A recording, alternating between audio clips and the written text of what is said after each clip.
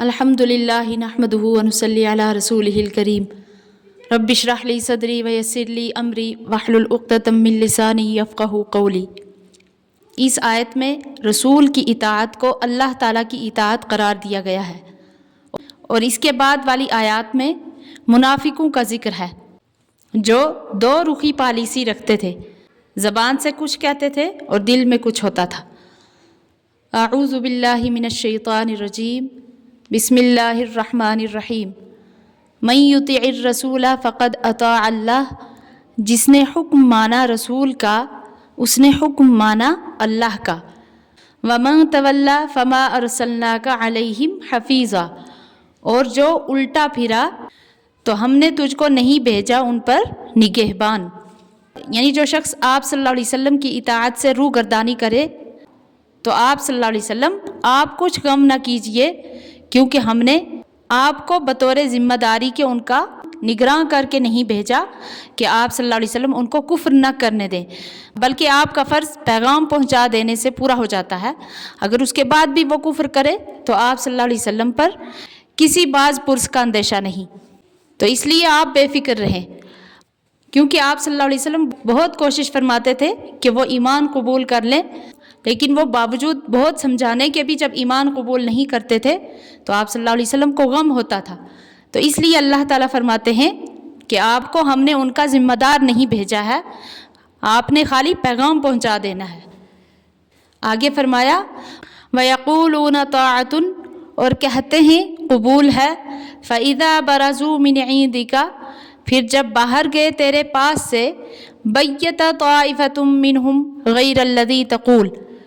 تو مشورہ کرتے ہیں ان میں سے کچھ رات کو اس بات کے خلاف جو تجھ سے کہہ چکے تھے۔ آیت میں فرمایا کہ یہ منافق لوگ آپ کے احکام سن کر آپ کے سامنے زبان سے تو کہتے ہیں کہ ہمارا کام آپ کی اطاعت کرنا ہے، پھر جب آپ کے پاس سے اٹھ کر باہر جاتے ہیں تو رات کے وقت پوشیدہ مشورہ کرتے ہیں۔ تو یہاں فرمایا کہ ان میں سے کچھ ایسے ہیں، تو کچھ سے مراد ان کے سرداروں کی جماعت ہے کہ وہ جو کچھ زبان سے کہہ چکے تھے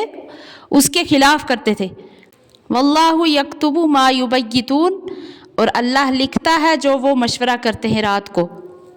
اور اس لیے ان کو موقع پر ہی سزا دیں گے۔ فاعرض عنہم وتوکل علی اللہ، تو پس آپ تغافل کیجئے ان سے اور بھروسہ کر اللہ پر۔ وکفی باللہ وکیلا، اور اللہ کافی ہے کارساز۔ یعنی منافقین کے اس طرز سے جو کہ وہ آپ صلی اللہ علیہ وسلم کے سامنے تو کہتے کہ ہم آپ کی ہی اطاعت کرتے ہیں، لیکن جب اپنی جگہوں پر جاتے تو اس بات کے خلاف ہو جاتے، تو ان کی اس حرکت سے آپ صلی اللہ علیہ وسلم کا دل بہت دکھتا تھا۔ تو اس لیے اللہ تعالیٰ نے فرمایا کہ آپ ان سے تغافل کیجئے، یعنی ان کی اس چیز کی پرواہ نہ کیجئے، آپ اپنا کام اللہ کے بھروسہ پر کرتے رہیں، کیونکہ وہ آپ صلی اللہ علیہ وسلم کے لیے کافی ہے۔ آگے فرمایا افلا یتدبرون القرآن، کیا وہ غور نہیں کرتے قرآن میں؟ تو اس آیت میں چند چیزیں قابل غور ہیں۔ ایک یہ کہ اللہ تعالیٰ نے افلا یتدبرون فرمایا، افلا یقرؤون نہیں فرمایا، تو اس سے بظاہر ایک لطیف اشارہ اس بات کی طرف معلوم ہوتا ہے کہ اس آیت سے یہ بات سمجھائی جا رہی ہے کہ وہ اگر گہری نظر سے قرآن کو دیکھیں کہ قرآن کو خالی پڑھنا نہیں بلکہ اس کو گہری نظر سے دیکھنا ہے اور اس کے اندر غور و فکر کرنا ہے، اگر ایسا کریں گے تو ان کو اس کے معانی اور مضامین میں کوئی اختلاف نظر نہیں آئے گا۔ تو دوسری بات اس آیت سے یہ معلوم ہوئی کہ قرآن میں غور و فکر کرنا صرف اماموں اور مجتہدوں کے لیے نہیں ہے، بلکہ تمام انسانوں کے لیے کہا گیا ہے